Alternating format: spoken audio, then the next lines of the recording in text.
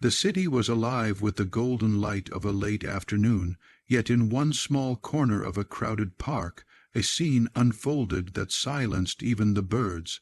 A young woman sat on a worn-out bench, her two little children beside her, their faces filled with both innocence and hunger. She tore a small sandwich into 3 pieces, one for each of them, pretending it was a feast. Her eyes shimmered, not with joy, but with the quiet pain of a mother who had learned to smile through tears. Nearby, a man watched from his car a billionaire named Adrian Holt, known for his power, his pride, and his belief that success was earned, not given. But that day something inside him broke. If you believe in kindness, second chances, and humanity, please like, comment, share, and subscribe to Soul of Light. Let's spread hope together.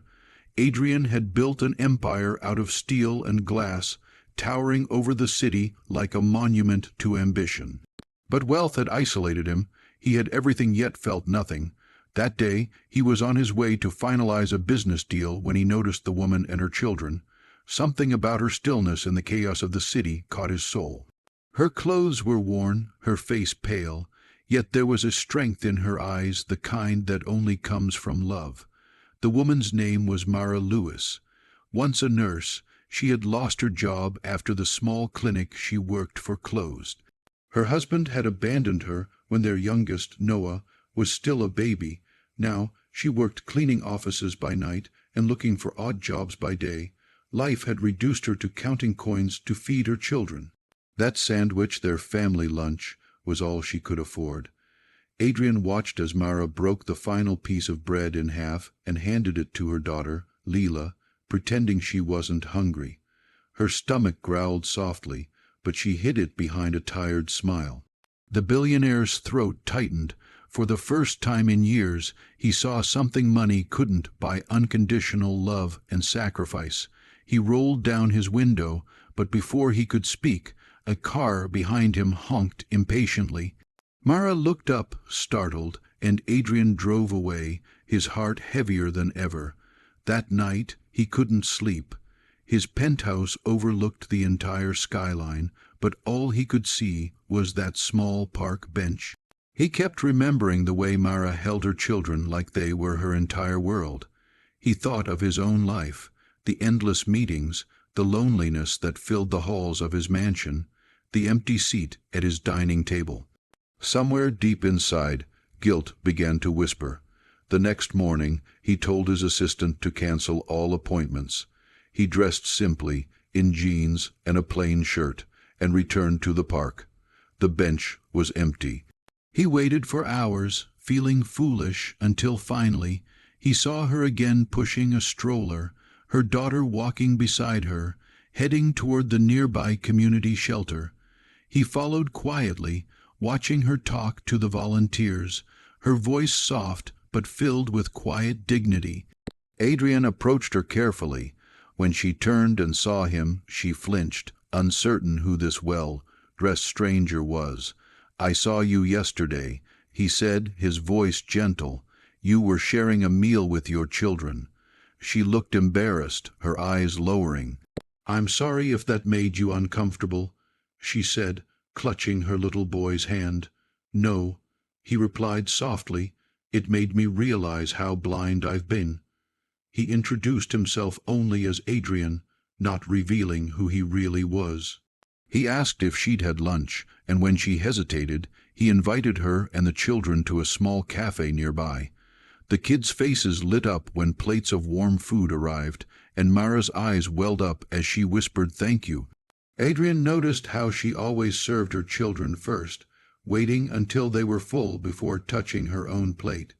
He couldn't understand how someone with so little could give so much. Over the next few days, Adrian found reasons to visit the same park. Each time, he'd bring snacks for the kids or toys, pretending it was just coincidence. He learned more about Mara, her late nights cleaning buildings, her dreams of becoming a nurse again, and her quiet hope that life might someday be kind again. What touched him most was how she never complained. Even when she was exhausted, She found reasons to laugh with her children.